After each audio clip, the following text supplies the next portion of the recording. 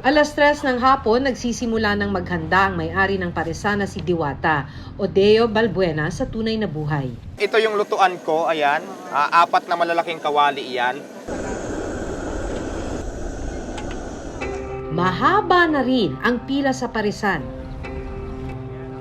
Ang iba galing pa sa ibang lugar.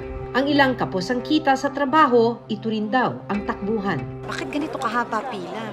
Ayan, siguro nga madam, yung iba, gusto din nila kasi affordable naman talaga yung tinda. Kung nagbabudget ka, nagtatrabaho ka na sakto lang din yung kita mo. Sa 100 pesos, Marami ka nang solve ka na talaga.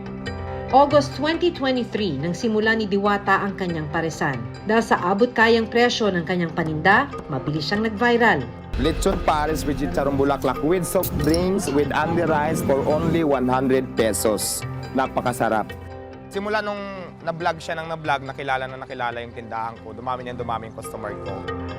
At sa loob lang ng 6 na buwan, marami na raw siyang nabigyan ng trabaho. Ibang tao dito sa akin, mga yung iba hindi ko kaano-ano. Pero sa gitna ng kanyang lumalaking negosyo,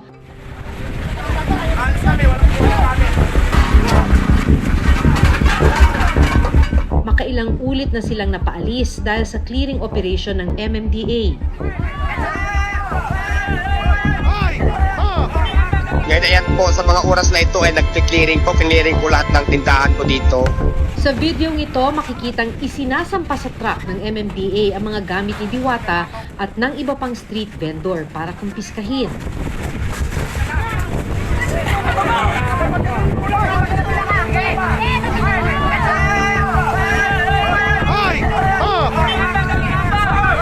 Ilang beses ka nang na-clearing operation. Naku, hindi ko na mabilang. Pero nilalaban mo pa rin to, bakit? Kasi nga, ito lang as a source of income namin, madam. Dito lang kami nabubuhay at ito lang yung pinagkakitaan namin. Paglilinaw naman ng MMDA, mahigpit na ipinagbabawal ang mga street vendor sa anumang kalsada dahil nakakaapekto ito sa daloy ng trapiko. Isa po kasi ang instruction nga po sa amin to clear yung mga naka-obstruct sa kalsada. Yung MMC 02-28 na inatasan ng MMDA at ang LGU to conduct clearing operation sa lahat po ng sidewalk at yung alley at yung mga parks. Meron po tayong sinusunod na batas niyan. Bukod dito, nagsagawa rin ng City Health Office ng Pasay City ng sanitary inspection sa paresan ni Diwata. May mga pumupuna raw kasi sa pwesto ng kanyang tindahan at kung paano niya inihahanda ang mga ibinibentang pagkain. Sa litratong ito na pinost ng isang netizen, mapapansing nasa sahig lang ang mga kaldero kung saan nakalagay ang bagong lutong pares. At ang mga tasang kainan nakapatong lang malapit sa mga basurahan. Nang makarating ito sa City Health Office ng Pasay City, ilan sa mga nakitang violation daw ng paresan ang kawalan ng maayos na food preparation, cooking at dining area na hindi ligtas sa posibleng food contamination. Kawalan ng maayos na mapagkukunan ng malinis na tubig at ang hindi maayos na segregation ng basura sa paligid ng kainan. Pinuna rin ang kawalan ng health certificate ng mga tauhan ni Diwata. Natuklasan din nilang walang sanitary at business permit ang kainan. Dahil sa mga nakitang paglabag, nagbigay ng palugit hanggang March 9, 2024 ang Pasay LGU para makomply ni Diwata ang mga pulisiya ng LGU. Hinahanapan po sila ng pwesto, hindi lang po si Sir Diwata, lahat po ng ambulatory natin dyan, yung mga vendors po natin dyan, kung saan po maipapwesto po sila na mas maayos po at mas magandang puntahan ng mga mamamayan po ng Pasay. At syempre, sumusunod sila dapat sa regulation po with regards especially dun sa health regulation natin, sa sanitation po natin. Sa ngayon, naghahanap na ng bagong malilipatang pwesto sina Diwata. Sino ba naman ayaw magkaroon ng pwesto na wala ka ng istorbo kaysa may pagpatentero ka sa mga clearing? Handa rin daw siyang sumunod sa mga hinihingi ng Pasay LGU para maisalba ang kanyang negosyo. Pagka may ganito daw, syempre, kailangan ng permit. Kailangan sumusunod ka sa sanitation code. Para siguradong malinis o paano yun? Ay, susunod naman ako kung anong kailangan sundin na dapat kong sundin sa, di ba, kung anong kautusan. Mahalagang matiyak ang kalinisan at kaligtasan ng mga ibinibentang pagkain sa publiko. Dahil isang maling paghahanda ng pagkain, maaaring ikapahamak ng mga mamimili. Gaya na lang ng nangyari kay John Floyd Cadino mula General Santos City. Mula March 2023, 9 na beses siyang naglabas-masok sa ospital dahil sa iniindang pananakit ng tiyan. So sobrang sakit, yung namimilipit ka sa sakit, then as in parang namumutla ka na, yun yung feeling ko. Nang magpasuri sa doktor, dito na niya na lamang nagkaroon siya ng isang uri ng bakterya na nakukuha sa pagkain ng marumi o kontaminadong pagkain at inumin. Every day, every after school, kumakain talaga ako ng street foods. Most of the time talaga, kaya kong umubos ng 100 pesos.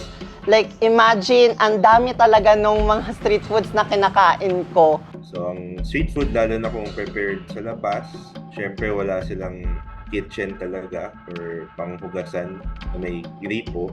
So, mas higher risk yung contamination. Hindi rin daw biro ang gasto sa gamutan dahil sa nakuha niyang sakit mula sa pagkain ng mga street food. Umabot ata siya ng mga 100 to 150,000 kasi as in imagine sa admission ko every time na lumalabas ako, yung hospital bill ko, tumatakbo siya ng mga around 45,000. Ilang beses ako na-admit, imagine, kasama na dun ang gamot.